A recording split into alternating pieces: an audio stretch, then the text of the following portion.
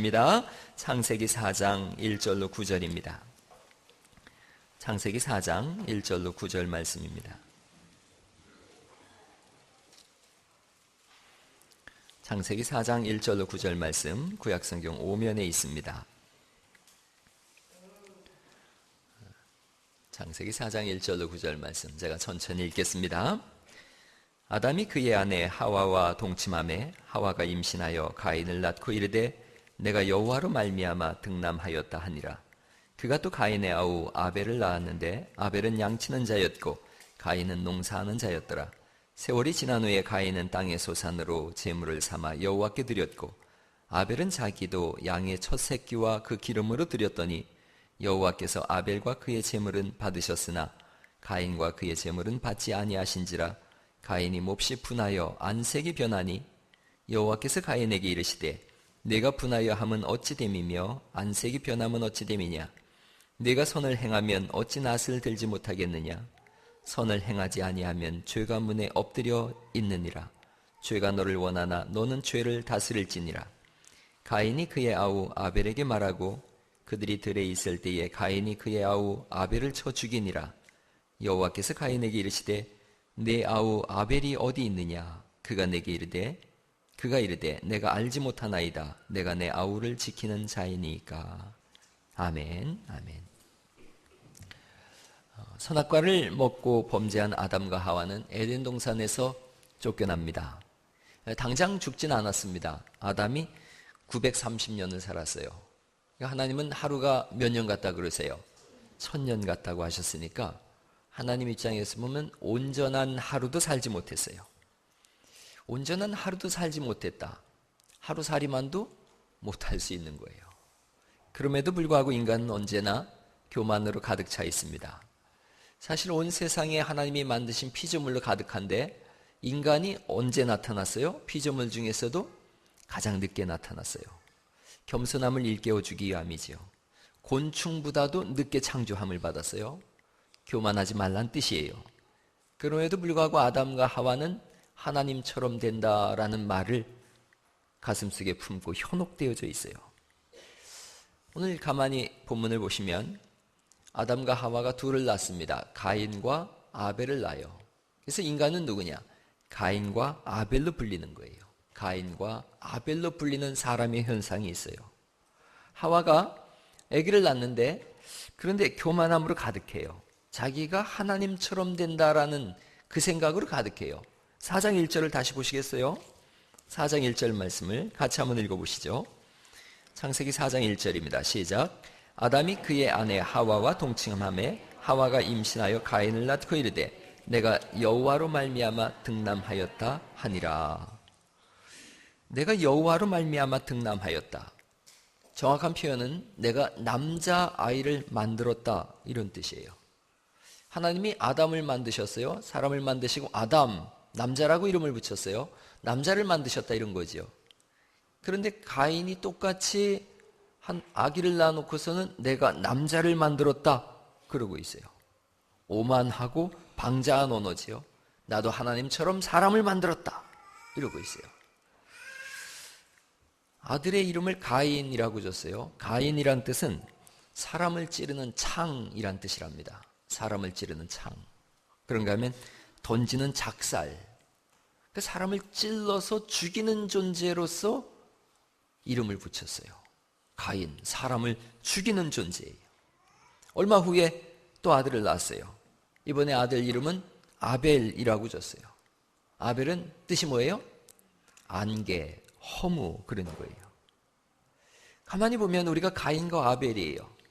남을 죽이려고 하는 마음이 우리 속에 가득하기도 하고 또 우리 인생은 안개처럼 어느 순간 다 사라지고 마는 허무한 존재가 되어져요. 우리 속에 이 두 사람이 다 들어있어요. 오늘 본문을 다시 한번 잘 보세요. 세월이 지나서 이들이 독립을 했어요. 가인은 어떤 일을 해요? 농사 짓는 일을 해요. 아벨은 유목민이에요. 목축을 해요. 어느 날 이들이 각기 다른 장소에서 하나님 앞에 예배를 드렸어요. 그런데 가인은 농산물 중에 하나를 드렸고 아벨은 양의 첫 새끼를 또 기름으로 함께 드렸어요. 성경 원어 그대로 보면 하나님은 아벨의 제물은 쳐다보셨는데 가인의 제물은 쳐다보지 않으셨다, 이런 뜻이에요. 그것으로 끝이에요. 하나님은 이건 쳐다봤고 이건 쳐다보지 않으셨어요. 아무 말씀도 안 하셨어요. 그런데 가인은 그 속에 창이 솟은 거예요. 사람을 찌르는 작살이 솟았어요. 그래서 분노하고 안색이 변해요. 얼굴을 땅으로 가라앉혔어요. 얼굴을 땅으로 가라앉히고 그 모습이 어떤지 아시겠죠? 이런 모습이 아니라 씩씩거리는 이 가인의 모습이 오늘 본문의 모습이에요. 사람이 악하면 이렇게 악이 이렇게 막 솟구쳐 올라와요. 저는 고등학교 1학년 때 아무것도 모르고 친구들하고 이렇게 이제 다리 밑에다가 텐트를 치고 이렇게 놀았어요. 방학 때 돼서 친구들하고 놀고, 뭐 고등학교 1학년 옛날 시골에서는 다 그렇게 술도 마시고 그랬던 것 같아요. 술을 마시고 뭐 이렇게 막 그랬는데 그 지역에 있는 아이들하고 패싸움이 붙었어요. 나는 친구들하고 5명이 있었고 그쪽은 뭐 한 10명이 18대 1 정도로 이렇게 해서 싸움이 붙었는데 저는 이제 운동을 하던 사람이니까요. 얼마나 잘 의도 터졌겠어요. 정말 많이 맞았어요. 술도 좀 취했고 어리지만 많이 맞고 그러니까 내 친구가, 우리는 시골 사는 사람들은 다 물속에 들어가서 작살 가지고 물고기 잡아오거든요. 근데 작살로다가 그 나를 때리는 친구를 쏘겠다고 글쎄 이걸 쏜 거예요. 대나무에 이렇게 작살 이렇게 들어간 거 있잖아요. 그랬는데 그 나를 때리던 녀석이 피했어요. 그래서 작살이 누구 맞았겠어요? 제 팔뚝에 꽂혀버렸어요. 이게 오른쪽 팔 뼈를 뚫고 들어갔더라고요. 이걸 빼려고 그러니까 안 빠지는 거예요. 작살이 끝이 이렇게 돼 있잖아요.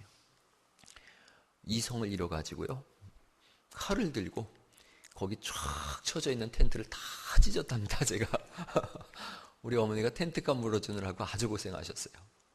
그 나이가 들어서 생각했어요. 우리 속에는 다 그런 게 있어요. 누굴 찔러 죽이고 싶은 그런 가인의 마음이 우리 속에 있어요. 하나님이 타일러요. 죄의 소원이 너에게 있다. 죄가 문지방에 엎드려 있으니 죄를 다스리라 그러세요. 그럼에도 불구하고 가인은 죄를 다스리지 못해요. 질투심과 분노가 폭발하지요. 동생에게 할 말이 있다고 그러고 동생을 데리고 나가요. 들러 나갑니다. 문지방에 죄가 있는데 가인이 지금 문지방을 넘고 있는 거예요. 죄가 멀리 있지 않습니다. 죄는 항상 우리 앞에 도사리고 있어요. 문지방에 있어요. 이걸 다스리라고 주님이 말씀하세요. 이걸 다스리지 못하면 형제를 죽이는 일조차도 서슴지 않습니다. 들러나가자고 하지요. 들러나갔어요.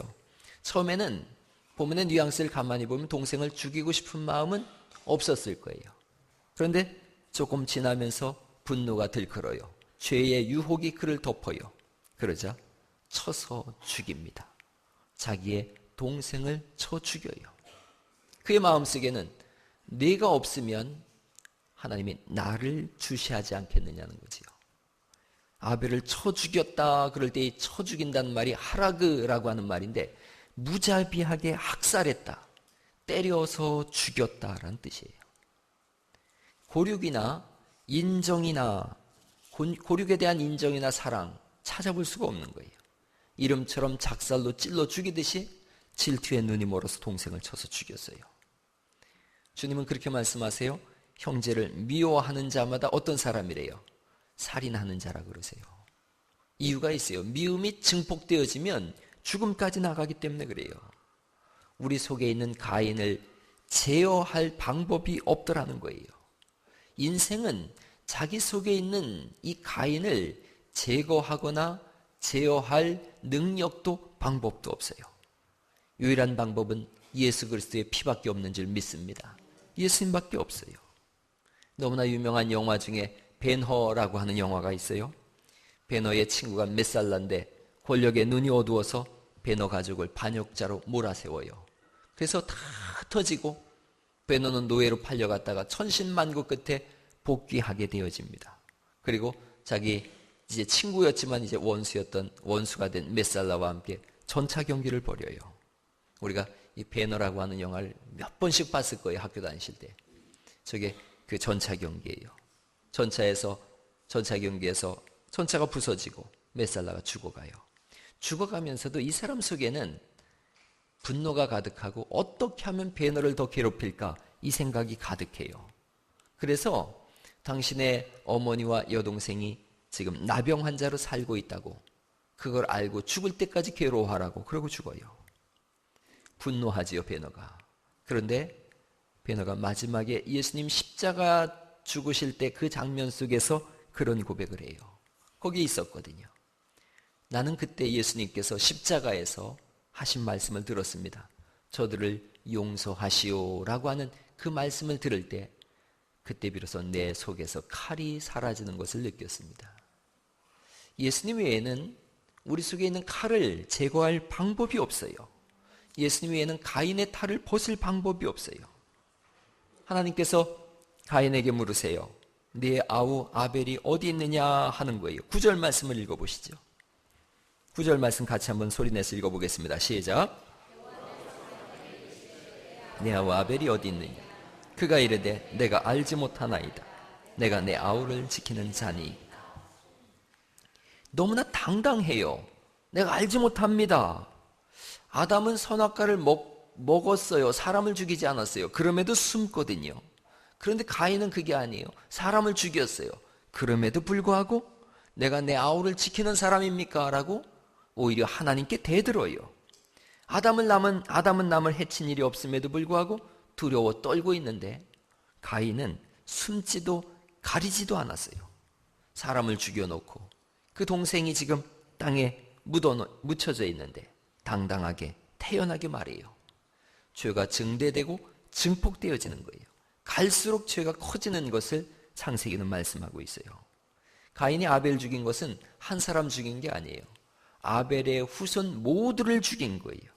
그를 통해서 이어질 자손 전체를 죽인 거지요.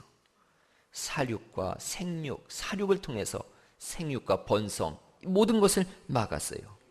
사람을 죽이는 것은 생명을 말살하는 일입니다. 주님께서 가인에게 말씀하세요. 너는 피하여 유리하는 자가 될 것이다. 그렇게 말씀하세요. 유리한다. 영원한 안식처가 없이 방황하는 사람이 된 거예요. 방랑자가 됐어요. 이게 우리의 실상이에요. 가슴에 항상 창을 품고 다니는 사람들, 남을 죽이고자 하는 사람들, 그래서 정처가 없고 방황하고 방랑하는 사람들, 이 사람들이 가인이에요. 예수 믿기 전에 우리가 가인이에요. 하나님은 가인에게 표를 주세요. 그 표를 가지고 가인이 살기를 원하는데 4장 15절 말씀이지요. 4장 15절 말씀 같이 또 읽어보겠습니다. 시작. 여호와께서 그에게 이르시되 그렇지 아니하다.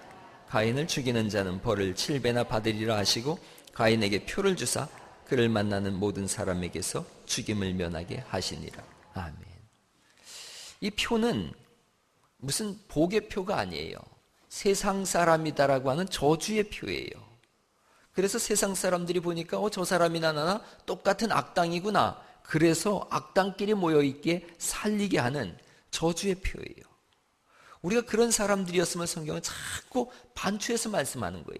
너희는 가인이다. 너희는 사람을 죽일 작사를 품고 다니는 사람이다.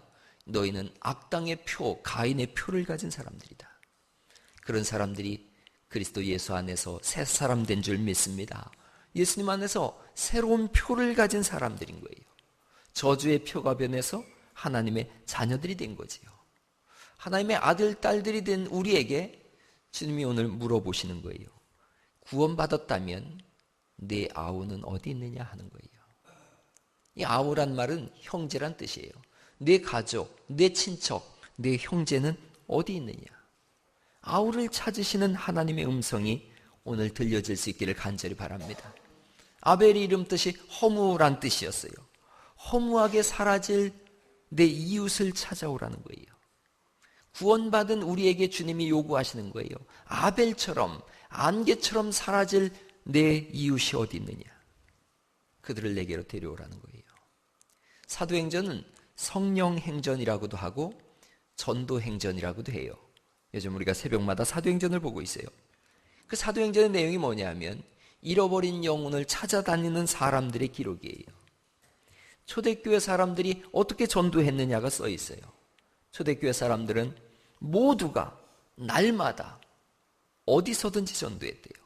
everyone, 모두가 everyday, 날마다 every hour, 어디서든지 전도했다. 그게 사도행전의 기록이에요. 전도한 장소도 다양해요.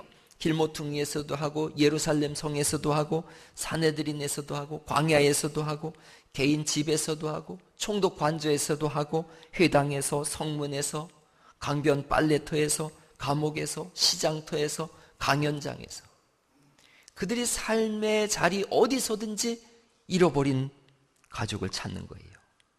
사도행전 27장에는 바다 항복판에서 나는 하나님을 믿노라 라고 선포하고 있어요. 28장에는 원주민들만 있는 멜리데 섬에서 예수 그리스도를 증거해요. 바울은 죽을 때까지 새방에서 전도했어요. 초대교회 사람들 날마다 언제나 어디서 누구에게든지 복음을 전했어요. 믿음의 선배들이 교회를 열심히 다니는 우리에게 하는 말이에요. 왜 오늘날 교회가 약해졌느냐는 거예요. 왜 교회가 오늘날 변질되어졌느냐? 왜 세상으로 하여금 교회가 걱정을 들게 하느냐? 이유는 한 가지로 봅니다. 전도하지 않은 교회 때문에 그렇다는 거예요. 전도하지 않은 교회나 전도하지 않은 신자는 실제로 병이 듭니다. 전도하지 않으면 점점 약해집니다. 전도하지 않으면 점점 시험거리가 밀려옵니다. 그런데 여러분, 전도는 여러 가지 방법이 있지만 한 번이라도 밖에 나가서 예수 믿으세요라고 말한다면 그 속에 돌아올 때 아무도 뺏어갈 수 없는 기쁨이 솟아올라요. 예수 믿으세요 할 때 가슴이 얼마나 두방망이질 치는지 몰라요. 전도하고 난 후에 그 사람은 전도받은 사람이 교회 오고 안 오고는 두 번째예요. 전도하는 사람의 마음이 그렇게 기쁘고 살아나는 줄 모르겠어요. 힘이 나고 삶의 의욕이 생겨요. 전도하는 순간 여러분의 영혼이 살아남을 믿으시기를 간절히 바랍니다. 거기에 기쁨이 있는 거예요. 살맛 나는 인생을 어디서 얻느냐? 전도에서 얻어요.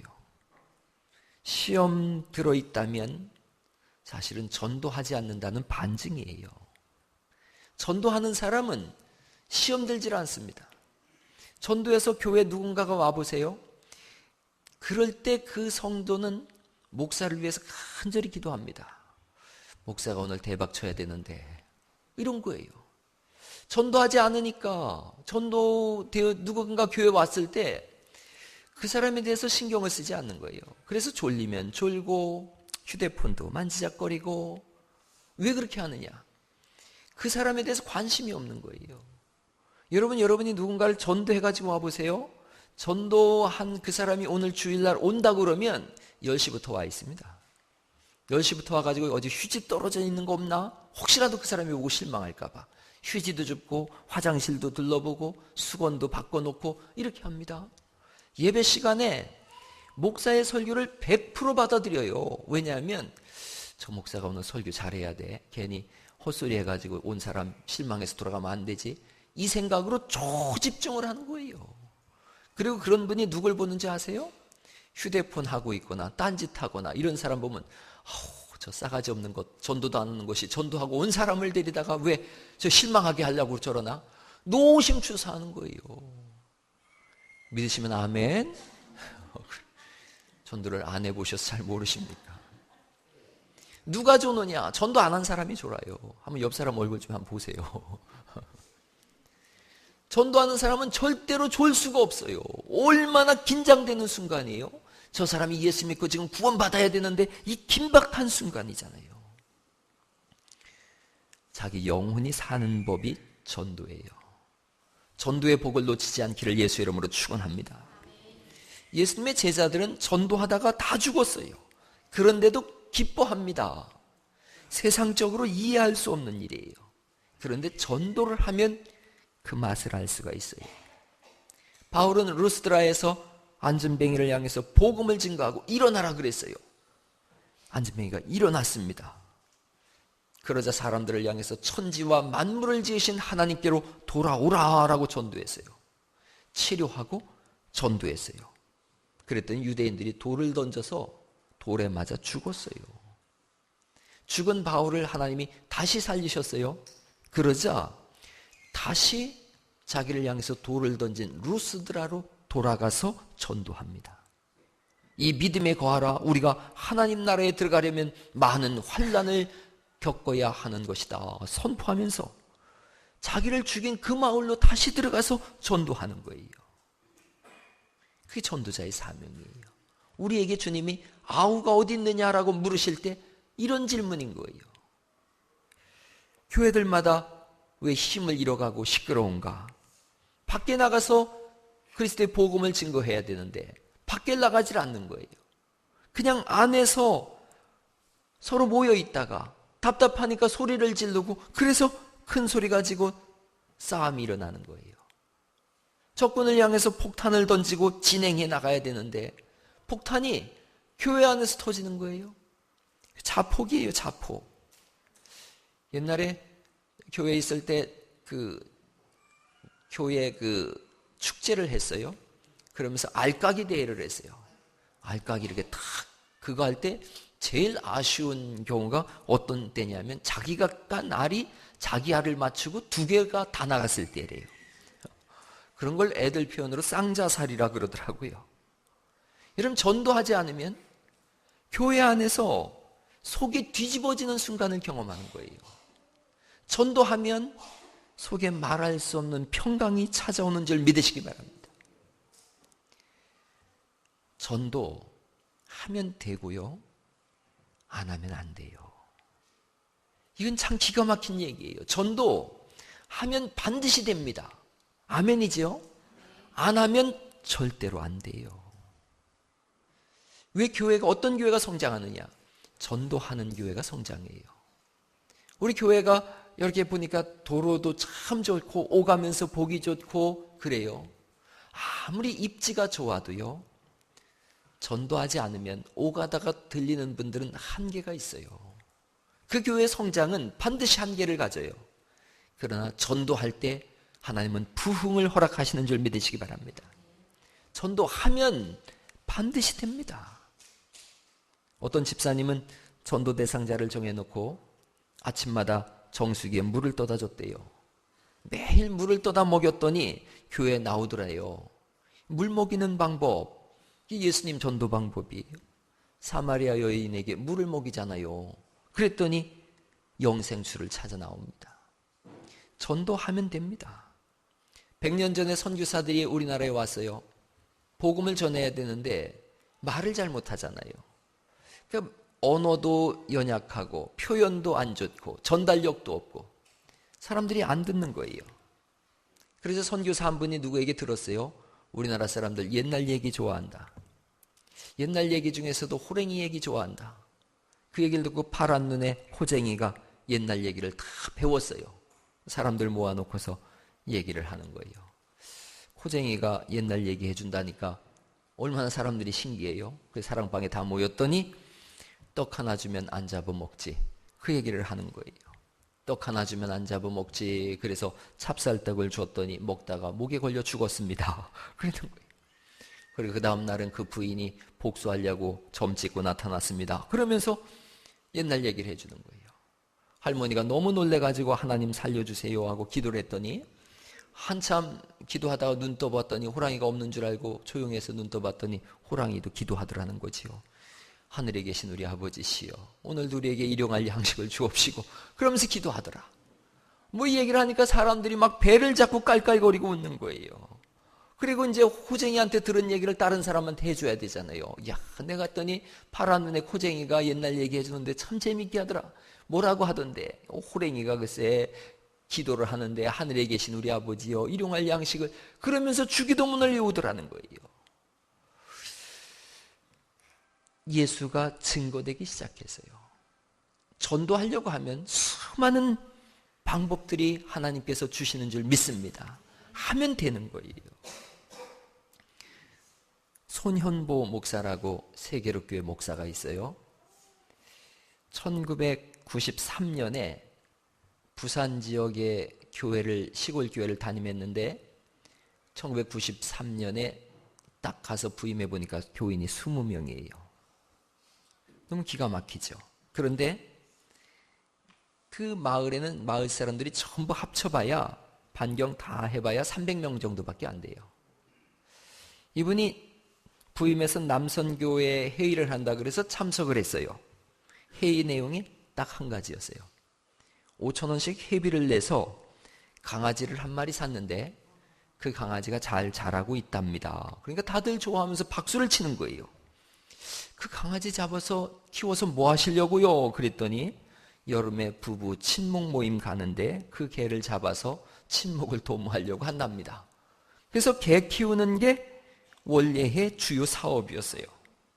이름은 선교회인데 전문 용어로 개판이었던 거예요. 이분이 가서 이 교회의 모든 시스템을 전도 시스템으로 바꿨어요. 3km 근방에 있는 사람들 다 합쳐도 300명이 안 돼요. 그런데 한 달 뒤에 총력 전도를 하겠다고 하면서 1,000명을 목표로 하자 그랬어요. 여러분 3km 근방의 그 동네에 300명밖에 안 되는데 한 달 기간을 주고 한 달 안에 1,000명 모이는 총력 전도주의를 갖자 그랬어요. 그래서 사람들이 모여서 기도했어요. 한 달 뒤에 기적이 일어났어요. 967명이 모였고 147명이 예수 믿기로 결심하고 세례를 받았어요. 한 달 만에 20명 모이던 교회가 150명 교회가 되어졌어요. 내용을 들어보니까 허리가 90도로 굽은 할머니가 팝밭에서 3일 동안 무료로 일해주고 값을 주려고 하니까 이 값 안 받을 테니까 교회 딱 한 번만 와달라고 전도를 하는 거예요. 3일 일한 품삯을 거절하는 거예요. 제발 소원이니까 교회 한 번만 와달라. 한 분은 동네 통장님을 찾아갔답니다. 돼지 2마리 잡아서 잔치할 테니까 딱 한 시간만 교회 나와주지 않겠느냐고. 근데 동네 통장님이 그 쭉 파악을 해보니까 30명이 그 잔치에 참여하고 교회 갈 수 있다고 그러더래요. 그래서 동네 잔치를 열었어요. 다음날 통장이 방송을 합니다. 교회 오기로 한 사람 25명 차에 타시오. 왜 5명은 빠졌습니까? 그랬더니 25인승차라서 그래서 25명만 데려간답니다. 그러는 거예요. 그래서 25명이 갔다 와서 이분이 떼를 쓰는 거예요. 낮에 안 간 사람 저녁에 가야 됩니다. 안 가려면 돼지값 물어내세요. 통장이 또 방송했어요. 낮에 안 간 사람 저녁에 꼭 가야 됩니다. 안 가려면 돼지값 가지고 오세요. 그랬어요. 온 교인이 다 전도했어요. 어떤 사람은 4사람한테 묶여서 4번 교회에 왔대요. 모든 시스템을 전도 시스템으로 다 바꿨어요. 그 교회 성도님들이 전도한 얘기를 들어보면 기가 막혀요. 교인이 아닌 다른 사람이 고깃집을 열면 그 집 스티커를 자기 차에다 다 붙이고 다녔답니다. 사람들이 생각했어요. 세상 어디서도 자기 자신이 어촌에 사는 사람들 별 볼 일 없다고 생각했는데 교회가 다 섬겨주더라는 거예요. 이런 교회라면 나도 한번 예수 믿고 다른 사람 섬겨봐야 되겠다 생각했대요. 2010년도에 2,001명이 초청되어져서 815명이 예수님을 영접했어요. 2011년에 1,950명이 초청되어져서 1,037명이 예수 믿었어요. 2012년에 1,970명이 교회 초청을 받아서 1,014명이 예수님을 영접하고 세례식을 했어요. 2013년 지난해에 2,226명이 교회 초청잔치에 동원이 되어졌고 1,004명이 세례를 받았어요. 3년 동안 3,055명이 교회에 등록을 했어요. 출석 교인 90% 이상이 10km에서 20km 이상 떨어진 진해, 부산, 서부 경남, 창원 이런 데서 온 분들이에요. 1년 중에 30주가 전도 주간이에요. 매주 화요일은 전도의 날로 100명 정도가 동참되어져서 전도를 해요. 장로님 한 가정이 1,090명을 전도했다 그럽니다. 중요한 건 전도는 밖에 나가서 예수 믿으세요 한다 그래서 되는 게 아니에요. 전도하면서 이분들의 삶이 변했어요. 평소에 예수쟁이, 그러면 무슨 말 들어요? 돌깍쟁이. 이렇게 듣거든요. 그런데 이분들이 복음을 전하려고 하다 보니까 삶을 바꿨어요. 사람들한테 가서 친절히 대해요. 그리고 콩나물값 500원인데요. 그러면은 1,000원을 주고 버리는 거예요. 보통 우리 돌깍쟁이들은 어떻게 해요? 500원 그러면은 300원만 받아 이러든가 한 움큼 더 줘 이렇게 하잖아요. 이 교인들은 그렇게 하지 않는 거예요. 과일 중에서도 제일 안 좋은 과일을 달라고 하는 거예요. 좋은 과일은 다른 분에게 팔고 안 좋은 거 나한테 줘. 그렇게 하는 거예요. 다 바뀌었어요. 가정이 바뀌었어요. 그 지역 일대가 다 바뀌어져 버렸어요. 이게 교회의 힘인 줄 믿습니다. 그게 전도예요. 전도는 뭐 그냥 나가서 예수 믿으세요, 예수 믿으세요 아무리 외쳐봐야 니들만 믿으라 그래요. 돌깍쟁이 짓을 하니까요. 오늘 새벽에 제가 드린 얘기인데 어떤 분이 아주 재미난 얘기 제가 들은 거예요. 자기 아내하고 사이가 안 좋았는데 어느 날 이분이 갑자기 쓰러졌어요. 식물인간이 됐어요. 의사가 와서 진맥을 하더니 죽었다 그러는 거예요. 근데 자기는 의식이 살아있는데 그러니까 이제 슬슬 밀고서 영안실 시체 안치실로 가잖아요. 거기 들어가면 죽잖아요. 진짜 산 사람도 죽는데. 그래서 이 사람이 아무리 생각을 해봐도 손가락 하나 움직일 수 있더래요. 그래서 손가락을 간신히 움직여가지고 자기 아내 옆구리를 툭툭 건드렸대요. 그랬더니 아내가 하는 말이 죽었대잖아. 그러고서 그냥 끌고 가는 거예요. 이거 기가 막힐 노릇이에요. 그래서 이제 이게 안치실 문이 열리려고 그럽니다. 마지막 힘을 다해가지고 또 한 번 건드렸대요. 그랬더니 아내가 또 탁 치면서 의사 말 들어. 그러고서는 여러분 평소에 잘하자는 얘기예요. 평소에 잘못하면 어려운 일이 생기고요. 평소에 잘못하면 전도 안 돼요. 예수님이 우리에게 말씀하세요. 온 천하를 다니며 복음을 전파하라.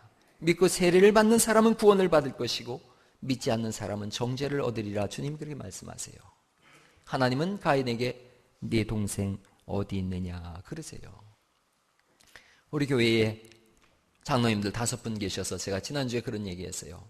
내년도 우리 교회 표어가 캐치프레이저가 전반기에 300명 모이고 후반기에 500명 예배하자는 겁니다. 전반기에 300명 예배하고 후반기에 500명 예배하자. 장로님들이 100명씩 맡으셔야 돼요. 권사님, 안수집사님들이 10명씩 맡으셔야 돼요. 성도님들이 3명씩 전도해야 돼요. 그러면 600명 이상 모여서 우리가 하나님 앞에 영광의 예배를 드릴 수가 있어요. 전도하는 은혜가 있기를 간절히 축원합니다. 우리로 인해서 익산 땅이 좀 훈훈해져야 되지 않겠습니까? 제가 이 설교하는 게 수요일 날 방송에 나가더라고요. 수요일 날 이렇게 고정 채널 해놓고서 듣는다고 하는 분들이 계세요. 그분들에게도 동일한 말씀드립니다. 여러분들로 인해서 여러분이 사는 땅이 훈훈해질 수 있길 간절히 바랍니다. 다시 한번 익산 땅에, 아니 이 전라도의 대한민국에 전도의 바람이 불고 부흥의 역사가 일어날 수 있기를 간절히 바랍니다. 하나님 우리에게 명령하시는 거예요. 네 동생 어디 있느냐는 거예요. 잃어버린 내 가족 어디 있느냐. 죽어가는 그 허무한 인생, 아벨 같은 인생 어디 있느냐 찾으시는 거예요. 오늘 뭘 가지고 계십니까? 주님은 그걸 통해서 복음을 증거하라고 허락하신 줄 믿으시기 바랍니다. 복음 증거하라고 물질 주셨는데 그걸 가지고 내 마음대로 나를 위해 쓴다면 공금횡령입니다. 복음 증거하라고 재능을 허락하셨는데 나를 위해서 쓴다? 직무유기입니다. 우리 교회는 안팎으로 보면 다 준비가 되어졌습니다. 거의 완벽한 교회입니다. 그런데 한 가지, 전도를 하지 않습니다. 해도 그만, 안 해도 그만인 줄 알고 있습니다. 그러자 가장 좋은 하나님의 정예들이 모였음에도 불구하고 오합지졸처럼 그렇게 살고 있어요. 우리끼리 잘 먹고 잘 살고 우리끼리 잘난 척하자 그러고 모이는 거예요. 오늘부터 이 틀을 깨려고 하는 겁니다. 전도해야 합니다. 전도는 사명인 줄 믿습니다. 만나는 사람에게 예수 믿으라고 하세요. 그리고 그 사람이 교회에 올 수 있도록 여러분의 삶을 바꿔서 다리를 만들어갈 수 있기를 예수님의 이름으로 축원합니다. 내년 상반기까지 300명, 500명 가능한 이유가 그겁니다. 우리가 준비되어졌어요. 단지 지금까지 전도하지 않았을 뿐입니다. 이제 전도하려고 하는 겁니다.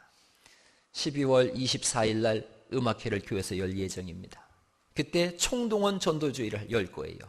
여러분들이 예수 안 믿는 친구들, 이웃들, 가족들 다 모시고 와서 음악회도 하고 또 복음도 듣는 그런 시간 가지려고 합니다. 그때까지 여러분이 한 발자국 한 발자국 그들이 교회로 올 수 있도록 삶을 바꾸세요. 친절하시고 선을 베푸시고 덕을 베푸세요. 손해도 적당히 봐주세요. 그래서 그들이 교회에 오기에 어려움이 없도록 그렇게 하시기 바랍니다. 옆 사람하고 한번 인사하세요. 나는 전도인입니다. 또 한번 물어보세요. 당신의 아우는 어디 있습니까? 11월 16일은 또 추수감사주일이에요. 추수감사주일 날 그냥 헌금하고 뭐 이렇게 하는 거다, 그렇지 않아요. 정말로 하나님이 원하시는 풍성한 수확은 잃어버린 영혼이 주님께로 돌아오는 것인 줄 믿습니다. 오늘 이후로 우리 교회는 모든 시스템을 전도로 전환합니다. 전도 시스템으로 집약되어져서 삶을 바꾸고 인생을 바꾸고 그리고 다른 사람의 주소가 지옥이냐 천국이냐를 바꿔주는 일에 저와 여러분들이 귀하게 쓰임받으실 수 있기를 예수님의 이름으로 축원합니다.